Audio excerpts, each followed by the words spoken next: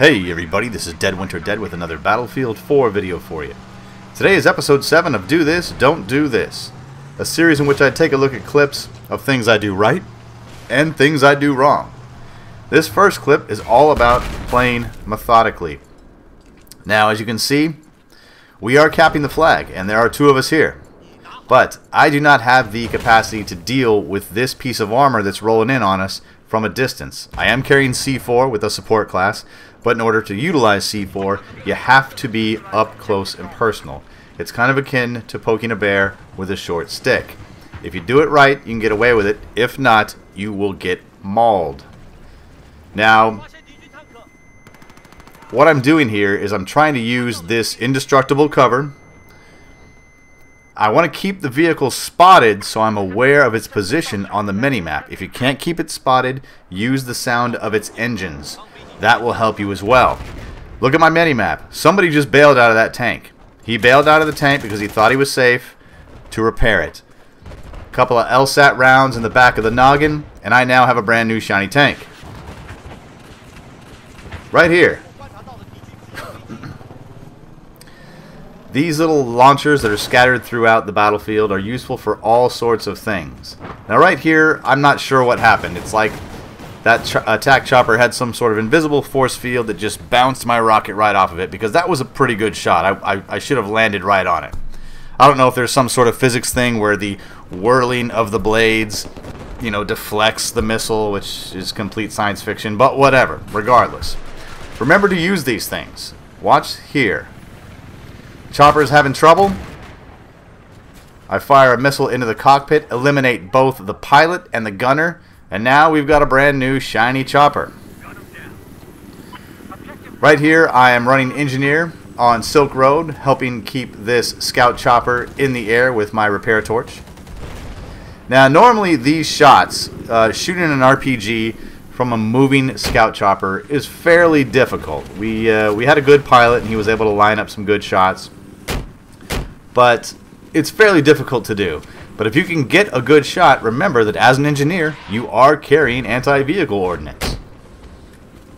And down goes the lav.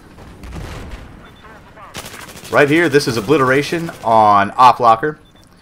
I kill the bad guy, and now I am carrying the bomb.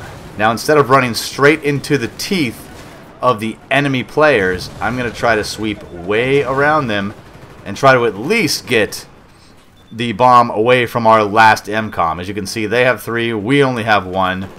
They have been kicking my booty. Now right here, as you can see, I have an escort. My escort gets killed and I get shot at. Watch this. Turn around, quick claymore, because I know that guy's gonna chase me. I end up killing my pursuer with the claymore, but dying to enemies in front of me. Right here we have Operation Dawnbreaker, Rush.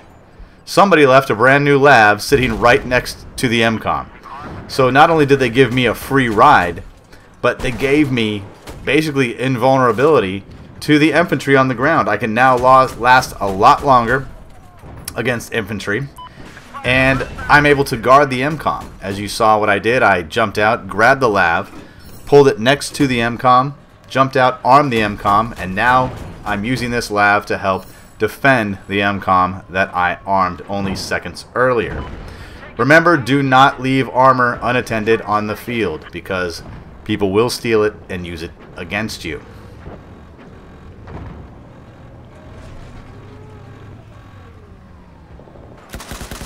This next clip here, I always preach to use basically anything available to you on the battlefield. I have no means of taking out this scout chopper, but there is a machine gun on this boat that I can use. So I hop into it, hit my secondary key, and start laying waste to this chopper. Now, that's not really the point of this clip. Even though I was able to make that chopper bug out because he has no idea what's hitting him, I still end up getting killed by an SAR-21 from someone hiding in that building above the water. Good shot on his part. He had elevation. He fired down onto me. I had no idea where he was. This is where he makes the mistake, and this is where slow, methodical gameplay comes in. I spawn back in, and I have a gut feeling that he is still there. He has no reason to go to the Bravo flag because his team holds the Bravo flag. So he may still be in that building. And we start taking rounds, so I know, alright, this guy's shooting at us. Get a couple of shots on him, and he realizes that I've got a bead on him and he needs to get out of the way.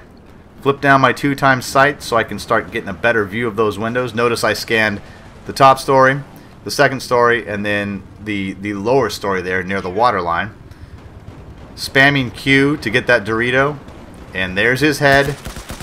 Boom, headshot with the M240 Bravo. His mistake was trying to re-peek an area that I already knew he was going to peek. So if you're going to try to re-peek an enemy, don't do it when you know that he's probably looking right at you. That was slow, methodical. I could have just let that guy go, but I wanted to get rid of him because he was being a thorn in our side. This right here, we've got some anti-air on Land King Dam. I'm running support with C4, and obviously the main point of anti-air is to take out air vehicles. They're also useful against infantry, but watch this. If you look at the top of the screen, there is a friendly jet flying across the horizon there, and I know that this AA vehicle is going to be it's going to focus his attention on that jet. He has no idea that I'm here because most of the time AA pilots are too busy looking up instead of watching their back. So remember to use that against them. My name's Dead Winter Dead. Thanks for watching.